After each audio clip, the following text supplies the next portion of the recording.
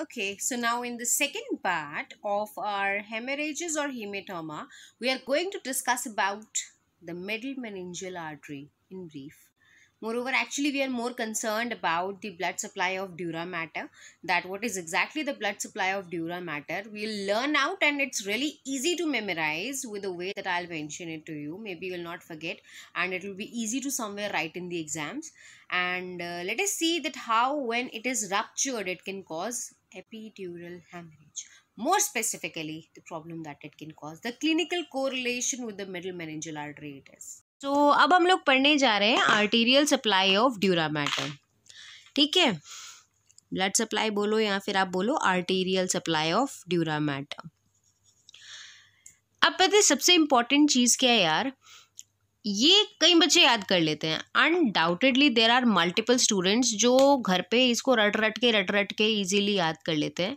दिक्कत कब आती है पता है, जब आप एग्जाम टाइम में यू आर राइटिंग और वहाँ गड़बड़ी होती है ब्रांचेस की, कि यार ये किसकी ब्रांच थी, ये इसकी एंटीरियर ब्रांच थी या इसकी पोस्टीरियर ब्रांच थी, क्या था. तो बेसिकली यार देखो, इट इज़ रिक्वायर्ड. कई लोग कहते हैं कि रट्टे मत मारो, बट कई जगह रट्टा ही काम आता है. तो बेसिकली याद रखने के लिए, this is for exam purpose, क्योंकि जब आपका एग्ज़ाम हो तो आप बैक साइड में अपने शीट के लिख सकते हो और फिर आगे उसे एक डिटेल्ड व्यू में लिख सकते हो. मैं आपको बना के दिखाती हूँ वो चार्ट कि आपको किस तरह से एग्ज़ाम में हेल्प करेगा वो चार्ट. मेरे नए बोर्ड पे निशान बनाने में लगा हुआ है. ओके, सो फर्स्ट थिंग आप क्या लिखोगे, सबसे पहली चीज़ आप लिखोगे पार्ट 1 जो आप लिखोगे वो क्या लिखोगे. First thing you have to write about, पहले आप लिखोगे meningeal branch. What are you going to write out, आप लिखोगे पहला वर्ड मेनिंजियल ब्रांच. इतना लिखने के बाद में आपने क्या करना है, इसमें 3 डिविजन्स दो, एंटीरियर, मिडल एंड पोस्टीरियर.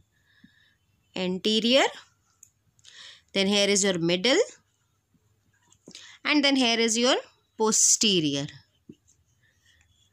और यहाँ पे लिख दो. अब इतना लिखने के बाद में पेन बदलना, क्योंकि यार ये मैं आपको रफ में बोल रही हूँ, रफ में घर पे 2-3 बारी बना के जाओगे ना एग्जाम में, ट्रस्ट मी अपने आप पेन चलता है. ये एंटीरियर और ये पोस्टीरियर ब्रांचेस इसकी ना फिर ऐसे उधर इधर नहीं होती हैं कि भैया क्या था. यहाँ पे आपको एंटीरियर में लिखना है एंटीरियर इथेमॉइडल एंड, और कौन सी लिखनी है, आपको लिखनी है पोस्टीरियर इथेमॉइडल. अभी मैं आपको बताऊंगी कि मैं लिख क्या रही हूँ, so that you can really appreciate. यहाँ पे आपको लिखनी है maxillary artery, maxillary artery, right. और यहाँ पर आपको लिखनी है vertebral artery, right, vertebral artery. अब जब आप इसे एग्जाम में आगे की तरफ लिखोगे तो आप कैसे लिखोगे, इन्हें कैसे लिखना है, आई विल टेल यू. आप लिखोगे anterior meningeal branch of anterior ethmoidal artery and posterior ethmoidal artery. क्योंकि एग्जाम में तो आप ऐसे नहीं लिख सकते ना, एग्जाम में ऐसी तो कोई क्लासिफिकेशन है ही नहीं, ऐसा कोई डिवीजन नहीं है. अदरवाइज ऐसा हम लोग डिवीजन पढ़ते हैं कि मेनिंजियल ब्रांच की डिविजन्स हैं, ऐसा कुछ नहीं है. अगर आप एग्जाम में ऐसा फ्लो चार्ट बना के आओगे तो you will get 0. This is something to draw at the back of your sheet, पीछे लिखना है और उसको फिर आगे कन्वर्ट करके लाइक प्रॉपर फॉर्मेट में लिखना है कि कौन कौन सी आर्टीरियल सप्लाई है.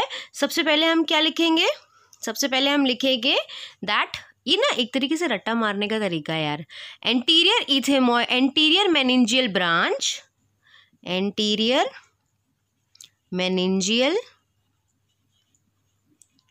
And then branch of anterior ethmoidal and posterior ethmoidal artery. ठीक है ना, इससे ना क्या होगा, आपको ये याद रहेगा कि एंटीरियर इथेमॉइडल आर्टरी और पोस्टीरियर इथेमॉइडल आर्टरी की एंटीरियर मेनिंजियल ब्रांच सप्लाई करती है. ठीक है ना. उसके बाद में आप क्या लिखोगे, सेकेंड थिंग आपने मिडिल मेनिंजियल ब्रांच लिखनी है. मिडिल मेनिंजियल ब्रांच किसकी, middle meningeal middle meningeal branch of maxillary artery.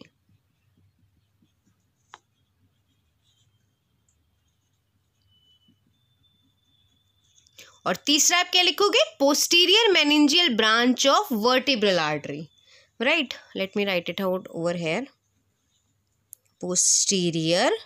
posterior meningeal branch of vertebral artery, middle meningeal branch of maxillary artery, anterior meningeal branch of anterior ethmoidal and posterior ethmoidal artery। देखो ये 3 terms हैं, लेकिन exam में seriously ऐसा होता है कि हम लोग ना उल्टा पुल्टा कर देते हैं।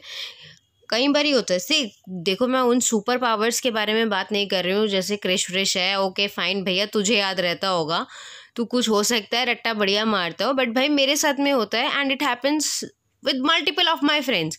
मेरी फ्रेंड्स को भी बहुत दिक्कत होती थी, तो हम लोग तो ऐसे ही रट्टा मारते थे कुछ चीज़ों का। You can not have any logic behind the arterial supply. Arterial supply के पीछे आपको लॉजिक नहीं मिलेगा। You have to memorise the things. Don't say at the point you have to memorise the thing. Never think कि यार हम लोगों को ही रट्टा पड़ रहा है। रट्टा नहीं है। When it is required to रट्टा, when it is required to go for rectification, just go for it, ठीक है? and this is posterior meningeal branch of vertebral artery। ये आपको मैंने एक लिखने का तरीका बताया है। कभी प्लीज़ भूल के भी कभी ऐसी क्लासिफिकेशन टेबल बना के ये इतना ब्लैक और ब्लू में लिखा है मत आना भाई, 0 नंबर मिलेगा। क्योंकि ऐसे हम लोग ट्री डिविजन्स हम लोग कब करते हैं? जब हम क्लासिफिकेशन वगैरह पढ़ते हैं। ये क्लासिफिकेशन नहीं है। देखो टोटल 8 से 9 आर्टरीज हैं जिनके हमें नाम लिखने हैं। पहली 3 है ये बुक्स में लिखी होती है, पता है? बुक में आप खोलोगे ना बुक, तो सबसे पहले लिखा होगा middle meningeal branch of maxillary artery, anterior meningeal branch of anterior ethmoidal and posterior ethmoidal artery, posterior meningeal.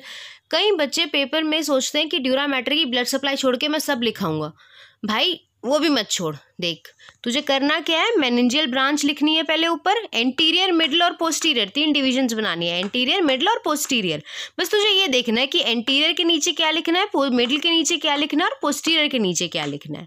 उसके बाद में कुछ नहीं है, बस इस टेबल को एक लाइन में बना ले। कैसे बनाओगे? Anterior meningeal branch of anterior ethmoidal and posterior ethmoidal artery, middle meningeal branch of maxillary artery and posterior meningeal branch of vertebral artery. ये तो हुई हमारी 3 आर्टरीज। इसके बाद में हमें एक चीज और पढ़नी है कि आगे कौन सी डिविजन्स हैं। ये तो हमने लिखा था मेनिंजियल ब्रांच। अब हम लोगों ने मेनिंजियल ब्रांच लिख के इसकी 3 डिविजन्स की थी। अब हमें इनकी डिविजन्स नहीं करनी है। एक हमने ये टेबल बनाया पेपर के बैक साइड पे, एक अब हमें और बनाना है कि यार सिंपल मेनिंजियल ब्रांचेस जो हैं हमारी, वो सिंपल मेनिंजियल ब्रांचेस, मतलब अभी तक तो हम क्या कर रहे थे, anterior meningeal branch, posterior meningeal branch, middle meningeal. अब हमें ये नहीं करना। अब हम क्या करेंगे, दोबारा से एक पेपर के नीचे वाले हिस्से में उसी के नीचे दोबारा लिखेंगे मेनिंजियल ब्रांच। मेनिंजियल ब्रांच करके हम लोग आगे क्या करेंगे, अब हम करेंगे इसमें हम 3 चीज़ें लिखेंगे, ठीक है? ए ओ आई, 3 वोवल्स लिखने हैं। ए ई आई ओ यू होता है, ठीक है? ए ई आई ओ यू होता है, तो आपको ई और यू हटाना है, यू हटाना है बेसिकली, यू, क्योंकि ए आई ओ इज गुड। लेकिन जैसे यू कुछ बोलते हैं ना गंदा सा, यू तो गंदा कुछ भी नहीं है यहाँ पे। जो बच्चे पढ़ते हैं वो गंदे नहीं होते, और जो गंदे नहीं होते ना उनके लिए हम यू नहीं बोलते। तो ए ई आई ओ यू में आपको यू हटा देना है और ए आई ओ, ठीक है? ये 3 आर्टरीज के नाम लिख रहे हैं। कौन सी है ये 3 आर्टरीज? ये 3 आर्टरीज हैं आपकी, ये है आपकी ascending pharyngeal artery, right? Ascending pharyngeal artery. उसके बाद में आपकी कौन सी आर्टरी? Occipital artery. और उसके बाद में आपकी कौन सी आर्टरी? उसके बाद में आपकी internal carotid artery, internal carotid artery. तो ये अब हमने एक और नया टेबल तैयार कर लिया है। अब हमने पहले 3 कौन सी पढ़ी थी? पहले हमने मेनिंजियल ब्रांच की 3 डिविजन्स करके और उसमें लिखा था कि कैसे कैसे हम लोगों के पास 3 आर्टरीज वहाँ से आई, अगली 3 यहाँ से आएंगी। जो 3 यहाँ से आएंगी वो क्या आएंगी? आपको क्या लिखनी है बुक में? आपको क्या मिलेगी लिखी हुई? Meningeal branch of ascending pharyngeal artery, meningeal branch of occipital artery, meningeal branch of internal carotid artery. तो ये आपके पास में 3 और आर्टरीज हो गई। तो 3 ये 3 वो, टोटल 6 आर्टरीज आपने याद कर ली। इसके बाद आपको 2 के नाम और याद करने हैं मेनिंजियल। अब हमें मेनिंजियल ब्रांच नहीं याद करनी, ठीक है। अब हम लोग एक छोटा सा वो लिखेंगे, क्या लिखेंगे? LOA एंड M, ठीक है। LOAM में ये क्या है? लो एक साथ और AM एक साथ। इसमें क्या है? This is your lacrimal branch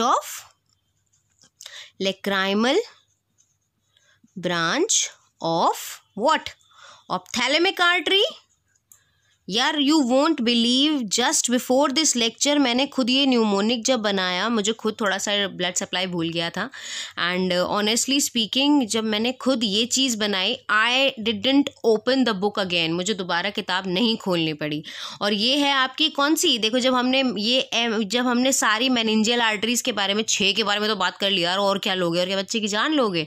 तो अब हम लोग क्या करते हैं, जब हम लोग मेन लोगों की बात कर लेते हैं तो हम एसेसरी लोगों की बात करने लगते हैं। पहले मेनिंजियल में हम लोग एंटीरियर, मिडिल, पोस्टीरियर में डिवाइड करके बात कर रहे थे, VIP ट्रीटमेंट। फिर हमारे पास में जो है इकोनॉमिक क्लास वाले लोग आ गए, ठीक है। उन लोगों ने क्या करना है, फिर उसके बाद में उन लोगों ने क्या है, उनका हमने पढ़ा कि मेनिंजियल ब्रांचेस में हमने AIO वाला टर्म पढ़ा कि वहाँ पर मेनिंजियल ब्रांच AIO वाले कौन से दे रहे हैं। बचा अब ये वाला A है आपका accessory meningeal artery. Accessory meningeal, यार don't take these mnemonics. Accessory meningeal artery मैंने ये फालतू बोला है याद रखने के लिए कि मेनिंजियल एसेसरी मेनिंजियल आर्टरी है, which is a branch of accessory meningeal artery is a branch of your maxillary artery. This is actually a way to memorize. ऐसा कुछ नहीं है कि भैया ये accessory है तो ये फालतू है, there is nothing like this. So what we have read yet, हमने ये टोटल 8 ब्रांचेस याद करी हैं. Now I'm going to write all of them and one by one I'll show you that how we have done this thing. Okay, तो जो आपको total 8 arteries के नाम लिखने हैं when it is when it comes to your arterial supply of dura mater, 8 arteries के नाम लिखने हैं। वो आप कैसे लिखोगे? पहले आपने ऊपर मेनिंजियल ब्रांच लिख लिया, फिर आपने एंटीरियर, मिडल और पोस्टीरियर लिख लिया। एंटीरियर में आपने लिखना है anterior ethmoidal and posterior ethmoidal artery, middle में आपने मैक्सिलरी आर्टरी लिखना है और पोस्टीरियर में आपने वर्टिब्रल आर्टरी लिखना है।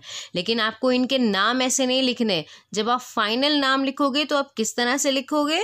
How you are going to write down? You are going to write down, कैसे लिखोगे आप? You are going to write down anterior meningeal branch of anterior ethmoidal and posterior ethmoidal artery, दूसरी होगी आपकी middle meningeal branch of maxillary artery, और तीसरा होगा आपका posterior meningeal branch of your vertebral artery.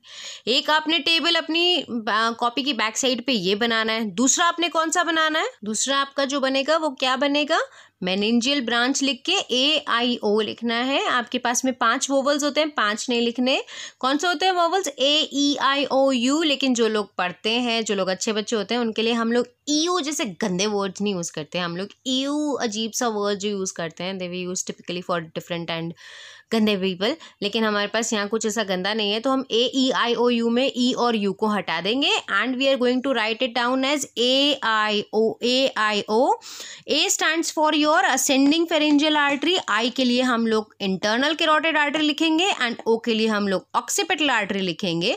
And how we are going to write it? अरे please don't write in exam like this. ये आपको अपनी शीट की बैक साइड पे लिखना है, ताकि जब आप फ्रंट पे आओ तो आपको फ्रंट पे क्या लिखना है? Meningeal branch of ascending pharyngeal artery, meningeal branch of internal carotid artery and meningeal branch of occipital artery. ये आपका था first artery, second artery, third artery, 4, 5, 6। और जो 2 बची हुई आपको मेंशन करनी है वो कैसे याद करनी थी? बची हुई 2 आपको याद करनी थी LOAM लिख के, और इस LOAM को 50-50 पे डिवाइड, लो AM, ठीक है। लो एम को आपने 50-50 में डिवाइड करना है और कैसे लिखना है, लेक्राइमल ब्रांच ऑफ ऑप्थैलेमिक आर्टरी और accessory meningeal branch of maxillary artery. ये आपका पेपर के पीछे लिखने वाला न्यूमोनिक है। फाइनल ये 8 नाम आप कैसे लिखोगे? ओके तो जो फाइनल 8 नाम आपको देने हैं blood supply of dura matter में, जो पीछे की शीट में नहीं, जो मेन शीट में लिखना है वो आप कौन कौन से लिखेंगे? Number 1 is your anterior meningeal branch of anterior ethmoidal and posterior ethmoidal artery. Number 2 is your middle meningeal branch of your maxillary artery. Number 3 is your posterior meningeal branch of vertebral artery. Number 4 is your meningeal branch of ascending pharyngeal artery. 5 is your meningeal branch of IC, stands for your internal carotid artery. Then you have meningeal branch of occipital artery, followed by lacrimal branch of ophthalmic artery, followed by your accessory meningeal branch of maxillary artery. After we have done with the blood supply of dura mater, अब हम लोग क्या करेंगे? अब हम लोग अपने topic की तरफ प्रस्थान करते हैं। अब हमें किसके बारे में पढ़ना है? अब हमने ना इसके बारे में थोड़ा सा पढ़ना है ताकि हम लोग एपिड्यूरल हीमेटोमा और एपिड्यूरल हेमरेज के पीछे जो पैथोलॉजी है उसके बारे में थोड़ा सा पता कर पाएँ। इट इज़ दिस आर्टरी, इसकी वजह से हमें एपिड्यूरल हीमेटोमा और एपिड्यूरल या फिर एपिड्यूरल हेमरेज वाला टॉपिक पढ़ना पड़ रहा है। तो अगर कोसना हो ना तो यार कभी किसी राइटर वाइटर को मत कोसना, इसको कोसना, लेकिन ज़्यादा मत कोसना। ये बहुत इंपॉर्टेंट स्ट्रक्चर है, हमें पता लगे तुम कोसो, उसे गुस्सा लग गया, फिर छोटी मोटी इंजरी से वो फटती फिरेगी। So basically don't get angry with the anatomy topics, it's really interesting. Some things are required to be learned whereas some things are required to be made learn.